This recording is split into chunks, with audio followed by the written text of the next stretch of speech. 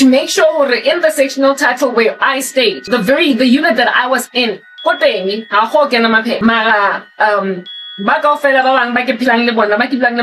neighbors, because kitty complex and when I hold lock it's my pet, Cosmos City, I couldn't guarantee that.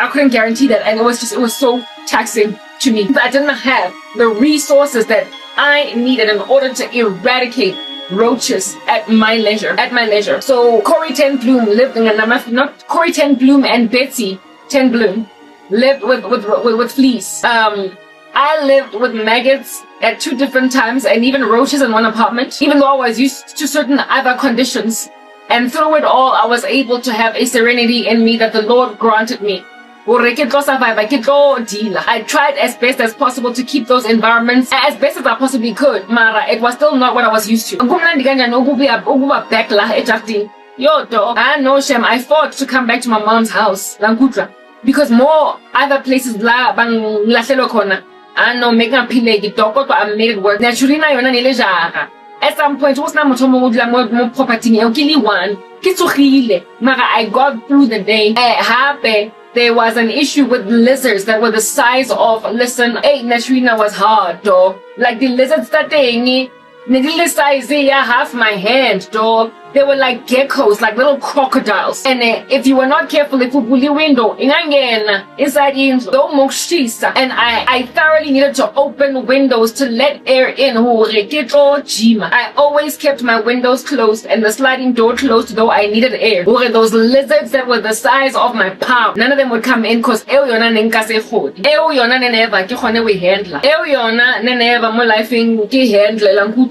because, I mean, like, what am I going to do with such a big, giant lizard in the room? So I used to keep windows closed. Or I guess I get like these critters. Or I guess I get like these spider to minimize spiders, minimize lizards, because it was a very bushy region as well. And like, barely kept like, no land for like weeds come on. So never mind would there be like hard-knocked lizards coming in and spiders, but also the risk of rodents. So, nekesa buli in the window. Next up, the window, yo. I remember one time my uncle came through because it was a rental property. Yeah, hi. He was like, how old she? It was a rental property. Yeah, hi. He was like, how old she? I was like, no, I like it like this. And then there was also another day when when finally a new family moved into the house because I was alone for a season. The girl came back home from wherever, and so I invited her in. The room because she did not have what do you call this? Like just like I am from Kamonte. And I invited her in. When she came in, she was like, aren't you hot? And I remember just thinking, listen, I've so gotten used to how hot that environment was that when she was like, aren't you hot? For me it was like, I guess so, but it is what it is. It is what it is. Type establishment thing. I tried to eradicate as best as possible insect life in there. Because I never get home and deal. And I don't know the good thing about Go Natch is that there were no roaches, but I guess that was within my control, given that the house was kind of distant from where it is that I stay, and I keep myself in a particular way, and my pet I don't know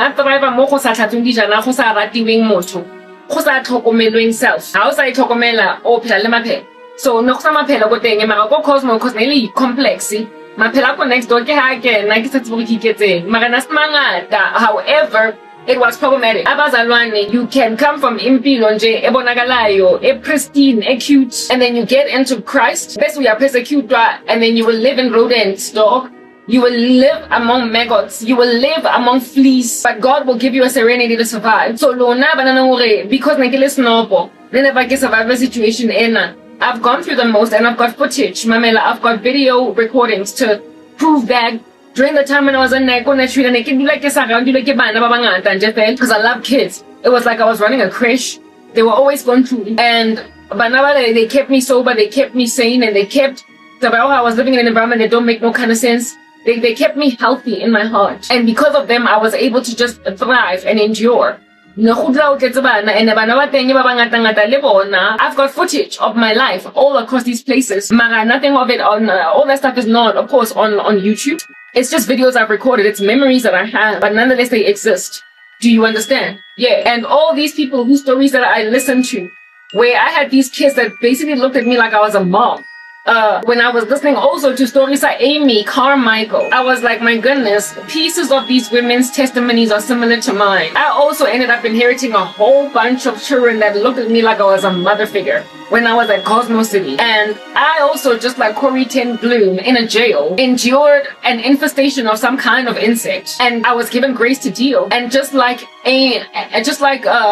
Jean-Marie Guillon, I was put in prison conditions that I never imagined I could survive, but I survived them. And not only that, in that environment, I wrote books. But instead of writing books, I recorded videos and I put them on USBs. I survived a season of no Wi-Fi, no entertainment, nothing. Running on nothing but repeat series and running on nothing but videos that I downloaded that dance, that I would dance to, exercise to, and I would spend hours working out. I got really emaciated, and then at night I would watch just a repeat of Gotham, because that's what was on the USB. I would watch Gotham season 1 from episode 1 all the way up until the last episode, and I think I got season 1 and 2. I would watch it on a loop in Jeffella for almost like 6 months, not 6 months, maybe like 4 months. No, for pretty much the duration of the time that I was living at Nitrina, because in the beginning, I was given the grace to share DSTV about but they were unhappy with my uncle and they moved out, and then they of course left with their DSTV subscription, and the new people that moved into the house, they did not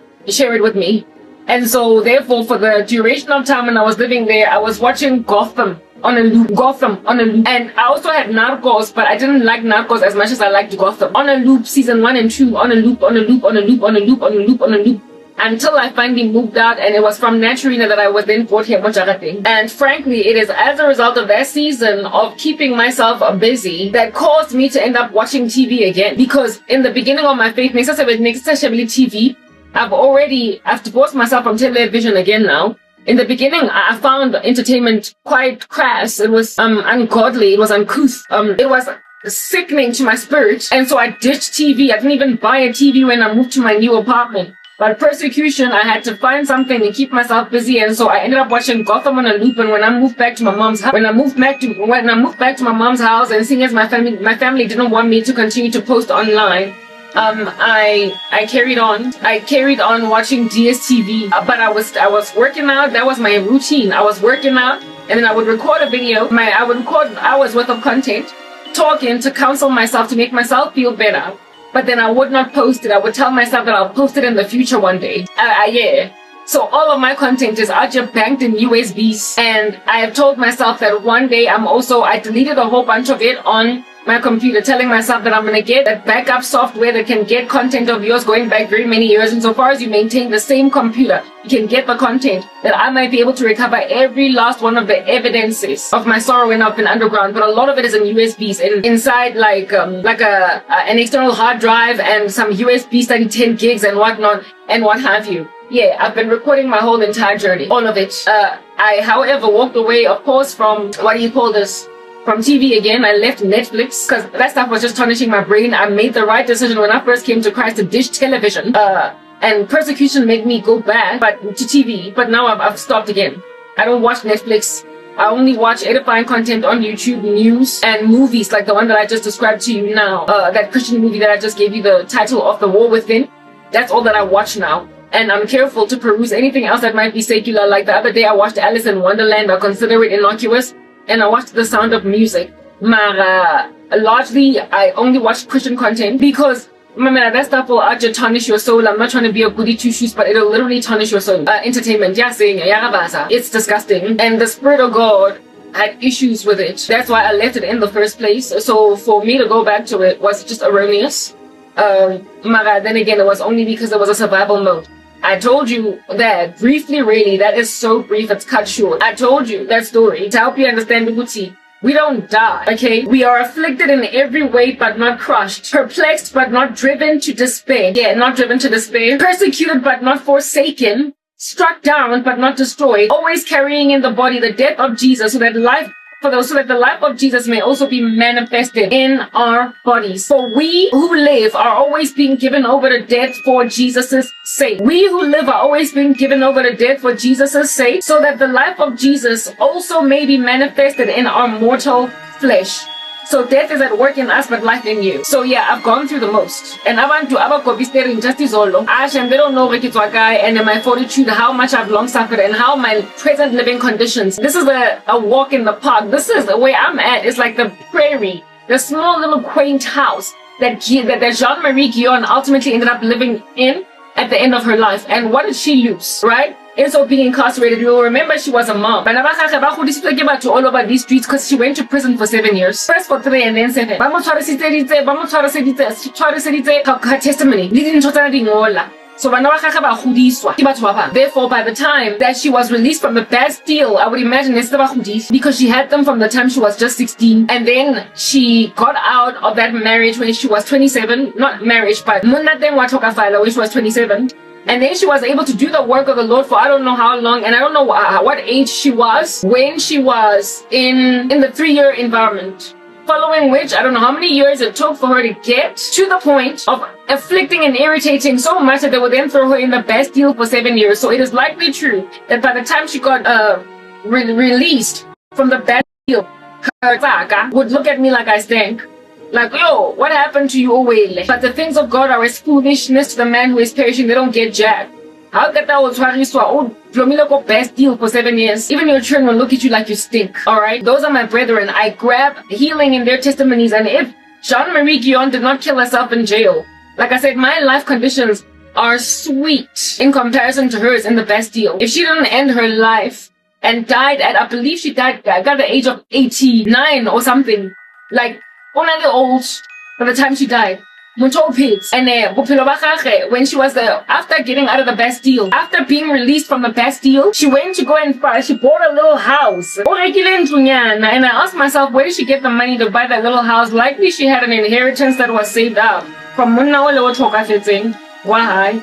A small little quaint house somewhere in a prairie of sorts, in a remote village, and she lived there quietly for the rest of her life. And where she was at Angola, and she drew attention of people in that space because of her godliness, and so she had some kind of fellowship circle encircling her for the rest of her life. That was the life of Jean-Marie Guyon. And my life and her life are not too divorced pertaining what's going on.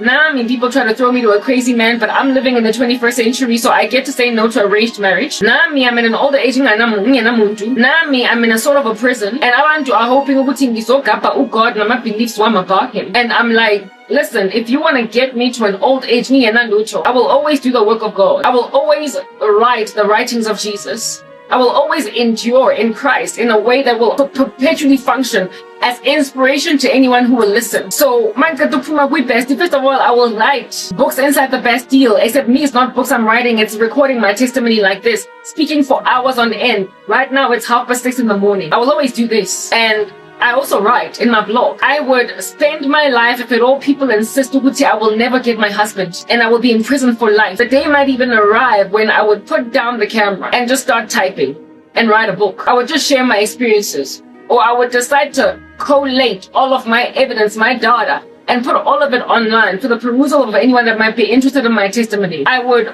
just basically live like I find great joy out of sharing my testimony. And those of us who share our testimonies like this, we might be underestimated, undermined by certain groups of people. Because I'm born in next no God. Man, there are others that gaze at this level of fortitude. And they're like, my goodness, what an example. To a point where Jean-Marie Guyon, her and her writings inspired John Wesley. The Lord forges something beautiful through this level of pain, this level of harassment, this level of persecution. And for as long as people don't wake up to smell the proverbial coffee, that's a thing. But for a persecutor, unbeknownst to themselves, I wanted to tell you stories and Jean-Marie Guyon, And then, of course, Corrie ten Blue, who, the family and they saved over 800 Jews from the Holocaust in Germany. They were Jew sympathizers in, I believe, Holland. That was Corrie ten Blue. But then they ended up in a concentration camp. As soon as they got into the concentration camp, the sister died as a result of sickness in the concentration camp, and then she was the only one that survived out of family. Same time. A lot of they were Jew sympathizers. Corrie ten Blue was the only one that got to live to a ripe old age, and I believe she passed away. Or not recently, no, last in these 2000 streets. Y'all know about Richard Pant and Sabina Pant. Richard Pant wrote Tortured for Christ, and started Voice of the Martyrs. Inspirational. Sabina was in a labor camp for 3 years. Richard Pant was in prison for 14 years, and he was tortured in that prison. Chains and everything. And he lived to tell the story. I told you guys about Bonhoeffer, the guy in Germany as well, right? Around the same time as Corrie ten Blum. You see, Corrie ten Blum survived. Bonhoeffer didn't. Dietrich. Hitler for sympathizing with Jews, as he was a German that sympathized with the Jews. And imagine that what Hitler was doing, indeed rightly so as he ought, was evil, and he got arrested and killed because he was imagined a threat to, I guess, political peace in Germany and what they were out here trying to do in the Nazi party. And Ukori made it. So, you keep on perplexing us in every way, afflicting us in every way, but you're not crushing us. Perplexing us, but we're not driven to despair. You persecute us, but we're not forsaken. You strike us down, but we're not destroyed. And we're always carrying in the body the death of Jesus so that his life may also be manifest in our bodies. When you keep doing this stuff, my man, history is repeating itself. And what I am is just yet another one of the saints all throughout history that you've done this to, hoping to make us crack and break, but we never do. And one of the things about Jean-Marie Guyon, that's that God, was that every time they were expecting her to be broken, but she had a serenity in her that puzzled people around. About Moshe. Gets the same thing. In the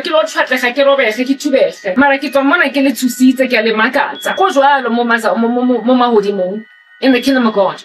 And God is gracious enough to endure persecution. Even those who persecute us relieve us themselves because we feel like guilty for the way they're treating us.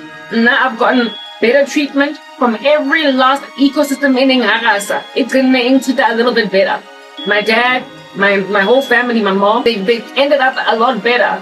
And then environments la menklela khona ngingathidwa kahle nabo bagcine bablomile bachitsi. My uncle kona children ugcine a relaxitse leko Cosmo City bagcine nje phela baphumutse bagcine bantlogetse. So they started abusing me, and then they realized ukuthi hayi lo muntu lona innocent umsula miyeke, and then they leave me alone. I end up wearing a most extreme peace in the very environments where I imagined I was going to be tumulted for extended periods. Abantu bagcina bangiyekela ngoba letlaetsang moya o halalelang o fang peace that transcends all understanding. Letlaetsa, there's nothing you can do. You're not going to win against the Spirit of God. You're not going to win. And death curses, Khale, you've been at it, man. You've been coming at me, Gatsona. I survive, I make it. Adrenaline keep wa for the ura cause the busy lenkenelets. I get lenkenelets and carry the screwdriver. So njengoba ninkeneletse kangaka ngiyasurvive mangisurvive bese babies and bese up ena bese ngiyathuka bese ngiyamangala because of the way ngisurvive ngakhona. But then you go back to the drawing board. I've been in this position for 11 years going on 12. This year it's going to be 12 years. Listen, do you have another year to waste on trying to kill me? Or do you have another year to waste on trying to make me settle for witchcraft? Listen, I'm too righteous.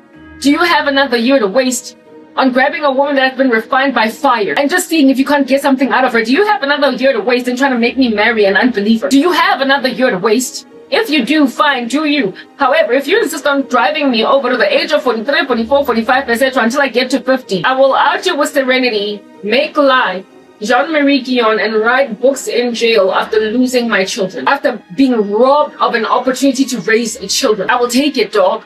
I can't fathom it today. Count Anje. Every year that has come and gone, I could not imagine that I would get to the end of it. But I got to it. Was a one ruler, 11 years going on 12. And now you're trying to make this 20 years. I made 12. I will make 20. And if you want to make it 30, well, I might make like a watchman name, and before my prison term ends, ngishone before ngifika with the age of 60. Ngangibulala then. On that day, if I pass away before ngifika with 60, I will say the Lord is in this place, or I will keep telling people that's what watchman Nay said. I'm going home soon because nami kitlabe ke bona mahodimo nje fela a bulegile, a phatsima, a le burst open pela matlhaka ke tseba go ke tsamaya. Ke bona di butterflies tse yong mona mo earth because ditwa mahodimo piercing into my realm. Because I'm about to get taken home. And so before Kebali 60, maybe 56, then I'll die. By insisting on keeping me in jail. Because he's got 7 years left to live. Because only 7 years only. It's not the days of Jean-Marie Guyon. It's not the days of Jean-Marie Guyon, where it is that ungachadwa nje indoda ubaba wakho umdala man una 60 something megafuna ukungichata naye. So if it could have been either you or ubaba wakho, cabanga. These are not the days of Jean-Marie Guyon where mina ngizolahlelwa nje endlini yenja polygamist as one of his many wives. Athi ngithokomela kisinadaba lena ke laye there like a Nando's chicken as he's busy angifufulelwa busiu ke mufa bana babe but the hybrids. It's not 1678 anymore. It's 2026. Y'all don't get to take arranged wives anymore. You don't get to put women in polygamous marriages anymore. You don't get to do that. Especially if asizingeni indaba zenu. Angisho kimo usi umkehile. Ona wako YouTube lecho mitsa hai. Ba nkehile because akere ba loile akata mo bele ba lapo me bele to bele betwa mo lo me bele to mo bona afterwards. Now that they've been nicely classically conditioned. Mina ke ang lapo meke. Ngoba ngumzalwane. Ama weapons that knock other women out awangithathi. So I kitlo nka ntwe ekisa agreeing liyo next nankaba liyona exayibona nka next in this modern era. Angizoyithatha ngoba ninconvincile ngemithi nokulove bomber after. Ngoba angiyona accommodator thoba angiyonvulela inyango. Hako athamisa monyako waka wona tlo kena mo jarateng letlo mfonekitisa. Jaga hanja ele yabo complex monekila ko teng. Long ago, neke mo shaba peeping hole antsane busy abatla ho shela ana le matwins a mantsha mosadi wa teng a sa tsebo hore abuti ke mo busy o hectic mo strateng o batlanya tsi hona in the same complex ke tla le shaba fela ka lifele la go sheba batho la go pipa ko monyako me ke re bona ntja ke mo e bogile e phile matla e batla go I will never open unyango. I will never accommodate into niyenza niyayesha niyaposta ngama yips wenu nama ezi wenu ilitutanyana tsa santswaneleng tse tlo batla ngokena mo bophelo baka. I am too godly, I am too consecrated ukuyodila nendoda ehlale yenza ama ritual man. I'm a God-fearing woman mamela le ka seng gone thapelo yaka ene jwanong ha le le hectic kana ke a rapela. Which then brings me to the thing that the group of people that is the most inspirational to me by far, and that God showed me, my brothers and I, my sisters and I, of this modern era, basenze baphela esingbokori batlhokafetseng le bo FF Bosworth mara ba senze ning baneteng ba etsang what you're doing to me today, this which you're doing to me today. The brethren of mine that are in the same boat where you are shadow banning us, nisblokile. The Lord not only compared us to Gideon and the army of 300 men that contributed to the redemption, the deliverance of Israel in the days of Midianite and Amalekite abuse, the raiders impoverishing all of Israel. He not only compares you to that story in the Bible, but to a group of people in history called the Moravians. The Moravians. Please go and look up the Moravians. I beg you, go and look up the Moravians. They are a group of persecuted people that in the region where they were staying, y'all would need to go and get better details as to names of regions and lands. I'm out here, all that information is eluding me because I just briefly listened to one little exposition of their life. I would have to get more into detail, maybe watch the movie of them and read another thing and an AI so as to get the whole round of story. Mara, they were essentially as badly persecuted and as badly abused as, for instance, the Jews in the days of Nazi Germany. Ba hantwa down, ba bulalwa, ba separatwa as families, ba fatlagiswa, imprisoned, ba shiswa, yebanja we all. And I believe the reason why this was the case was because of communism. Communism has always been such a massive issue in Christianity all throughout history. And they kept on running, and just like in the days of Gideon, abanye babo bagcine baphila in caves. Babalekha fel. ba kgethile rara o lo phela mo hara di-cave than ho tlogela modimo. And then ba dula in a very cold region mo go ne go bata teng. Ba balega their town mo ne ba persecute teng. Ba bale no me ba harasswa, me ba persecute ne a tlhaloganya. And they trashed through the snow, and everyone treated them like trash until they one day sojourned into this one town, and the man who essentially owned that whole establishment looked at them once, and the glory of God essentially overwhelmed them, and he said, "You're welcome in this place, you can stay." For the first time, Baba Amokhetse. And in this place, for the first time, they could find rest. For the first time, they could find peace. And for the first time, they could build homes. And as soon as they sat there, not as soon as, but once they chilled in this town, my foot. Once they chilled in, my foot. Once they chilled in this town, I couldn't never told because they were so abused as these families that came from this land where they were so abused. One day when they were around the bonfire after being made sufficiently comfortable, the establishments, they then started to share their testimonies. I was separated from my mother. I had a finger cut as a result of trying to hold on to my sister as they were taking her. I've got the scar on my face because I tried to wrestle a soldier that was trying to end me. This, that, and so they shared their testimonies and they cried over a bonfire, and a sense of community was established. However, the devil always loves to sow discord among brothers. They ended up fighting for internal conflicts. Ultimately, the leader that embraced them in the town was like, "Y'all are brothers, y'all are sisters, don't fight," and they stopped fighting. And they decided to start a prayer vigil that was just ongoing on a loop every single day, taking shifts. So some people would go in for this many hours and pray, and then the next batch would go. And from what I heard, I found out this here prayer vigil lasted apparently 100 years. 100 years. As in, the kids that got born maintained this legacy. And as they were praying, they got given visions by the Lord of foreign countries, people of a different skin tone that they don't know, that God was burdened for. And they suddenly developed a heart for mission work because they rotated to maintain a prayer vigil going 24 hours a day. And this here caused God to put in their hearts and in their souls foreign countries. Therefore, when I say that the burden that I've been given by God for North Korea to shake Kim Jong-un is not just me being ambitious, it's because I established in myself early on, as soon as I was entered into the sorrow, I started praying in tongues all the day long under my tongue because my life sucked, and I never stopped fasting. There was a time when I fasted for 3 years without stopping, where I was eating only one meal a day. I then stopped. They fasted 3 years because I wasn't getting breakthrough. But I would stop it and tell myself that maybe twice a week again. It never took. I couldn't. I ended up going back to eating only one meal a day. And so therefore, I'm back again now. It's like I've been in a state of fasting for years. I don't know when was the last time I ate breakfast. In a year, I might break my fast maybe 12 times total. But I eat, one meal a day, every single day of my life. Because in my understanding, it's too hectic. I need a luxury into a muffin. I don't have the luxury to eat muesli. There was a time when my mom bought my favorite muesli, and they last the muesli last 4 months. Usually within a month or two. Last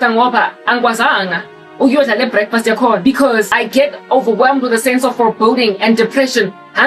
One meal in the morning and then another one in the evening. I can never have 3 meals. There was a time when I used to eat 3 meals a day. Now I guess I'm like a because my system has been accustomed to faster. Do you understand? Yeah.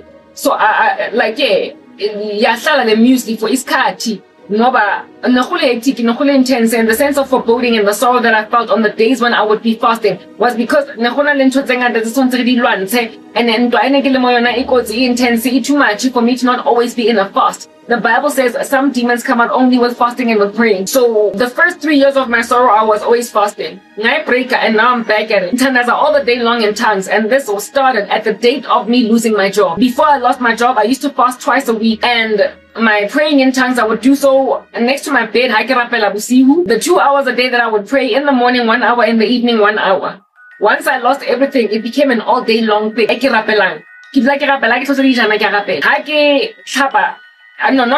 don't like opening my mouth in the bathroom. If I'm not eating and if I'm not sleeping, I am praying. Everything against I up and down. My content, my videos, I'm always in prayer. I'm always in prayer. I'm always in prayer. Because I have an opportunity, neither avenue, I have down my tools, motapelo.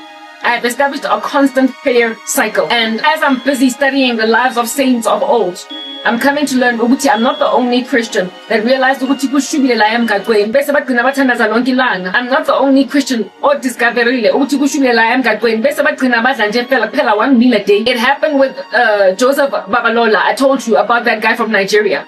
Ukudla nje ka-1 Sunda Singh. Abantu nje bagcina bazi dedicated to fast ngoba kaze ngizwenzani enye into, and then God gave them imisebenzi eminye enkosi ehectic ba uproota ama structures, and emanjalo usathani self uzokazi utlo focusa. If at all some demons only come up with fasting and praying, and there are people that are always fasting, kusho ukuthi hawuna letsatsi la mahala for Satan.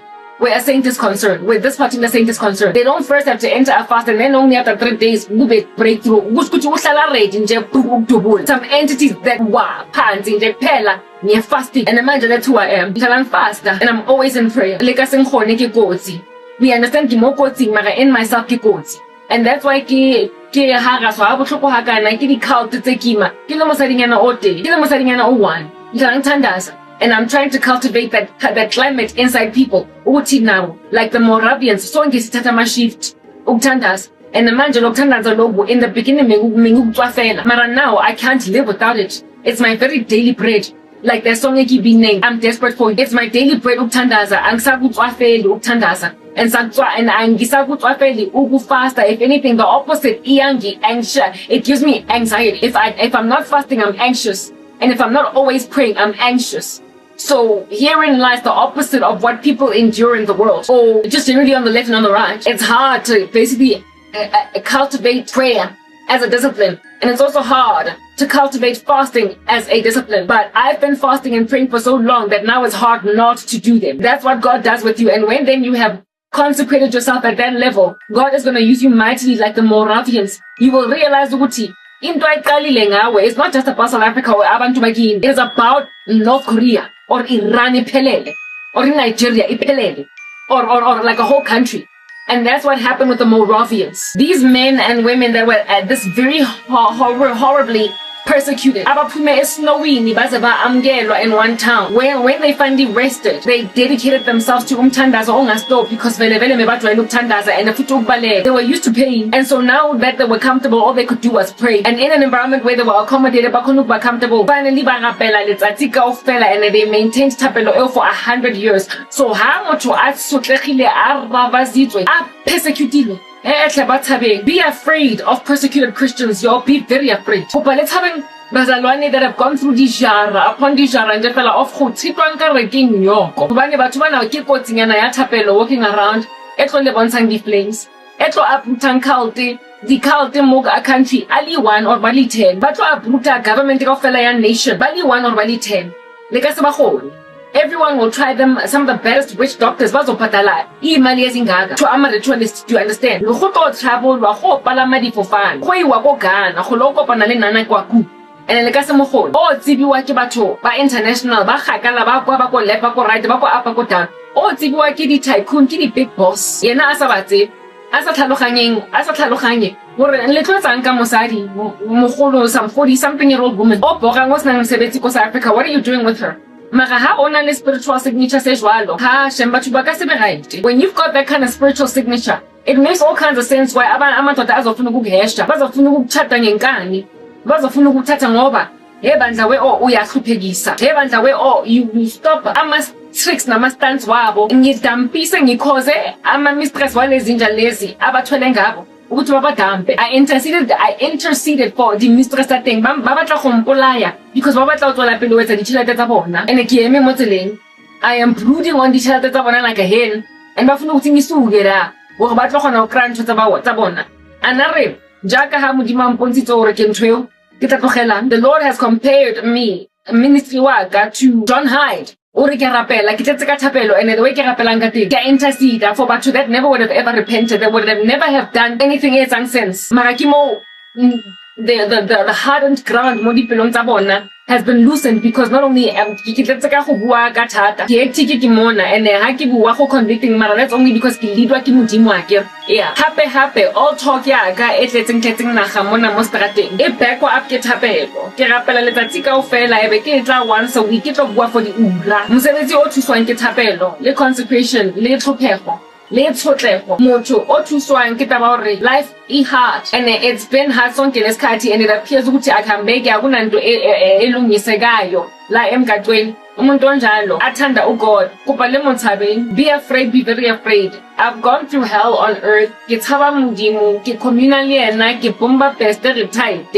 nka se nna ke tlo ikisa go Jesu ke re ke khathetse ke tlo disrespecta modimo gakalo anyomzama anyomtesta I am ngisabu Jesu yo ngiyamthanda uyangithanda kodwa ngiyamsaba ngiyamhlonipha I'm submitted wholeheartedly I'm surrendered to God yo angeke ngiyoskipha it's too disrespectful to God and ngiyamsaba that's what you all need to understand I've got a holy fear of a God that I also wholeheartedly adore and God said that bazalwane bathonang le nna were like the Moravians setwa apart nje fela go lo rapella di family nyana tsa rona tse nkareng ha di etse sense we've been set apart to set free nations because look at what you've done to the world it's almost the dark ages yo I said uguti in order for the antichrist system to indeed be placed right and ready for the antichrist to do a thing all countries in the world have to be industrialized enough for people therein to receive successfully a mark of the beast on their right hand or on their forehead. And countries like North Korea are not there. Many countries in the Middle East, many countries in Africa, Kushoguti, they all have to be set free to a certain extent to enjoy liberated nations that are democratized, that are also building infrastructure. Until everybody gets so nice and pagan and so nice and evil, forgetting God because of convenience and comfort, that now the world will be nice and happy, ripe and ready to receive the mark of the beast. Which is why I no longer believe that we are tied close to the rapture anymore. I believe it could be several hundreds of years away, maybe 200. We are not yet there because Kim Jong-un has to be uprooted, North Korea has to be liberated in order for it to be made fit and proper for the reception of the mark of the beast. And the same thing is also true of many nations in Africa. Africa has to be like industrialized yonke. There cannot be regions where there's no electricity because the mark of the beast system cannot function in a country with limited not only electrical infrastructure, but telecommunications infrastructure enabling Wi-Fi. Our nations therefore have to uproot corrupt kings that rob resources from people on the ground until some people live almost like they're in a third world. I was listening to this one testimony of this one Seventh-day Adventist pastor. I don't throw out babies with bath waters. I do believe he's born again. And now he is serving as a missionary in Indonesia. And he spoke about how when he first went there 30 years ago, it was like moving to the Stone Age. There cannot be countries that are like the Stone Age if at all the mark of the beast is ever going to be implemented. So countries have to be liberated from tyrants and from greedy leaders until infrastructure is properly built. And once that is the thing, Iraq has to build Babylon. I spoke about that. There are so many things that must happen. Israel has to get to a point where it's a land of unwalled villages. At that stage, we're going to know that, listen, we're ready. The temple has to be built, the third one. We're going to know Ubuti Mamela, we're 5-2. And imagine that's going to happen to me now when I'm in heaven. After seeing people that I'm like, hello, and passing away after living a nice, healthy life, I will then from heaven keep on, this is what the world ought to be ending up looking like. It's giving robot apocalypse. It looks like the world in the movie, not Total Recall, but maybe that too. The Fifth Element, where there's like flying cars. The world will likely look that way towards the second coming. Flying cars type establishment thing. Like individuals able to fly their own vehicles as opposed to you getting on an aeroplane. I would imagine that like Life Air, got Total Recall, not Total Recall, but Fifth Element was predictive programming. I don't know. Mara certainly, I mean, why would there not be flying cars if at all they are already self-driving cars? And self-driving kitties transportation. So it's only 5 minutes away before a vehicle that is aerodynamic is built. And so therefore to also be traffic in the sky, like I can absolutely see that happening. Mara, for now, it all appears kind of bizarre. So let's not think too far, right? Because in order for a vehicle to fly, it needs the proper aerodynamics. And an airplane can only fly because, aerodynamics. Mara, are we not being given technology by aliens? And look at how aliens defy logic. So who knows, they might give human beings technology to create vehicles that defy even gravity and nature and logic. We don't know. But we're not talking about all that defiance of logic by alien technology that human beings are going to hearken to. We're still largely moral. We're immoral, but immoral. There are still enough people with a conscience that can be reached. The problem here is the deep state attempting to block people from hearkening to Jesus. They're trying to eradicate Christianity before time. They basically have put the cart before the horse. It's like a raising up of an Illuminati secret society, cancerous trash dirt bag before the world is ready for it. It's gonna fall apart, it's gonna crash, it's gonna burn.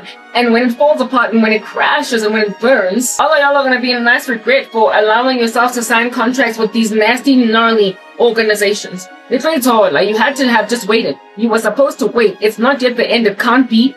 There's too much hope in the world. There are too many people wagging their heads at ugly things in the world. In the last days, it's like the whole planet is almost like robots. Almost like all of them are almost like these unfeeling crazies. Their love grows cold, increase of lawlessness. It just becomes like a debauched earth that is looking something like the people in the civilization in the movie Apocalypto. Out here massacring, killing people, ululating to the moon, rolling their beheaded heads down steep staircases. The world is going to look something like that towards the second coming. Absolutely untenable to be a maintained concern. Yet, however, people in their bizarre disposition carrying on anyway. It's going to be truly Orwellian. George Orwell's 1984 ain't, I believe, jack in comparison to what the world is going to look like towards the second coming. What we got today is a beautiful, cuddly baby that, however, is very colicky, that if you discipline it, will come up all right and grow up to be a beautiful human being. The world is salvageable right now. The world at the second coming, the world just before the rapture ain't salvageable. They're so evil that even when they see the miracles of God, they still bash their fists at him and revile the God of heaven that is plaguing them instead of repent. We're not there yet. When people see God's miracles, every so often they shake. Look at all these occult practitioners that I'm talking to right now. Every so often they shudder at my words. Yes, we're salvageable. It's what I'm getting at. So having stated, ouchie, all that, the passions given me, the desires awarded me, the sorrow and the determination, burdens given me are from God. And that's why I feel strongly that Kim Jong-un should be uprooted. It's a Moravian passion. It's that which God has given to a people that were endured first through attrition, given a deep piety, and then given a determination for prayer until the Lord will grant them visions about foreign lands. Two Moravian young men knew that they had to reach slaves for Jesus, but in the slave trade, there was no evangelism allowed, no religious activity, no helping them along, no proselytizing slaves. The only way that you could reach slaves for Jesus was if in and of yourself you became a slave, that you might talk to them from the inside as a slave. And there are these two Moravian men, young men, that were yet to be married. They were basically fresh out of their teenage years, and they sacrificed their freedom just to go and evangelize slaves by getting themselves enslaved, essentially getting themselves sold as slaves so they could talk about Jesus to slaves. You don't get given that level of abandon and selflessness unless you have endured trash and your family does nothing but pray for 24 hours for 100 years. The Moravians and their serenity and their God fear also inspired. Look at this man Ajay get inspired by everybody all in one sitting. John Wesley. He was inspired by Jean-Marie Guyon, and he was inspired by the Moravians. I have been inspired by all of them. We learned from each other, and our piety awarded us ultimately is an example emulated by those who have come before us. The Lord gives us everything we need in order to live a life in godliness. We are able to survive treacherous, heinous feats only because our brethren made it. So if at all you're feeling some kind of sad, read the chronicles of Christians when you're going through life that's hard, when you're not able to get a job, when there are barriers to entry against you, when you are unemployed, when you are without a husband, without children, though you prayed for them and you are reaching menopause, when you don't have answered prayer. Remember, the Moravians were beaten to a pulp, separated from children, had them killed. Once they found refuge and shelter, they prayed for the world to be evangelized. They were responsible for launching the biggest number of missionaries in history. These very persecuted people became missionaries across the world. They inspired missionary movements. So do not look at your suffering and just let that inspire your future. I've been listening to testimonies about waiting, all right? And a lot of them are speaking about how it is that what God was doing in you was preparing you for whatever it is that you would ultimately inherit in the future. What you would ultimately do today, God was preparing you for it. And if it was not for your suffering, you would not have been made ready for it.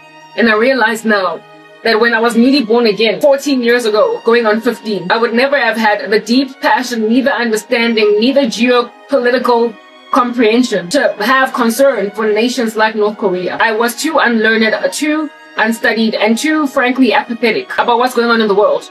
I had to be given that, and I have gained it through sorrow. So now that I've gained it, I realized that God was making out of me and many people like me, like the Moravians, because he saw that the world would reach a space where it would taper dangerously close to enduring the dark ages because of an attempt to exsanguinate Christianity from the earth by secret societies, but that these here secret societies would be blocked by the intercession of a select few saints that would function like the Moravians, pray on the loop for 24 hours for 100 years to salvage the planet from the precipice of death, so that it is not endured through God's silence for 400 years like in the dark ages, where the majority of people that die in that season then end up going to hell. There would be a whole bunch of prodigal Christians actually recruited by cults, and them accommodate this thing as a normal way to live. What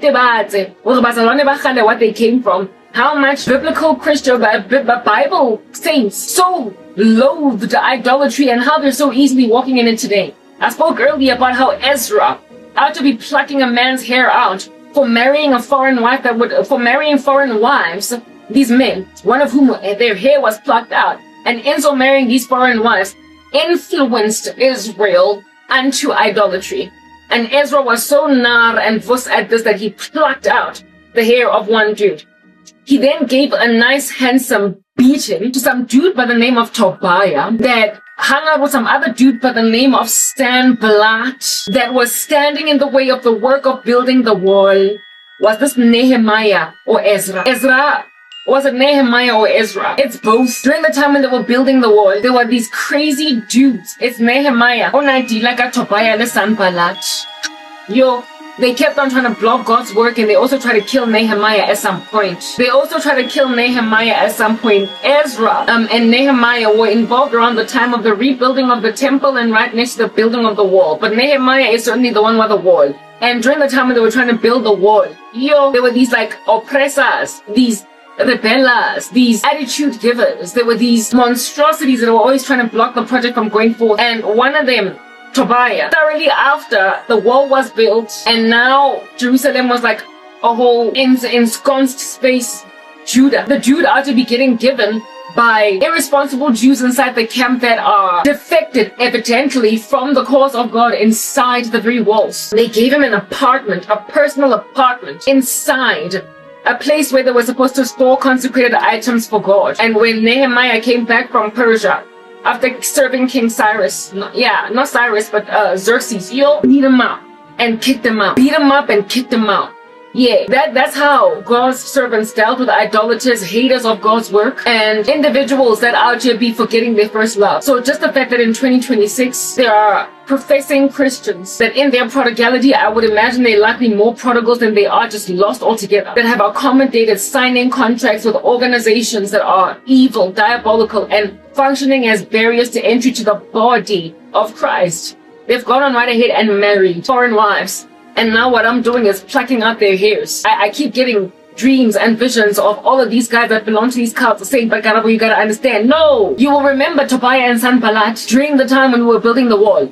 They were at odds, antagonizing. At some point they tried to even invite me to some remote location to try and kill me. And how in the world, therefore, are you gonna accommodate these idiots in the house now? You can't. You're compromised. Do you understand? And if at all God's servants would go to the extreme of making like Ezra and plucking hair out, or making like Nehemiah and beating a Judah, why in the world under heaven do you think that God is not going out to send for you that you might get a nice beating, a nice whooping, when you are accommodating those that are an affront to the building of the wall, those that are an affront to the building of the temple, those that are an affront to the putting up of God's structures? We are trying to build the kingdom of God. And herein lies secret societies, standing in the way of the proliferation of the cross, but you've been benefited for a season.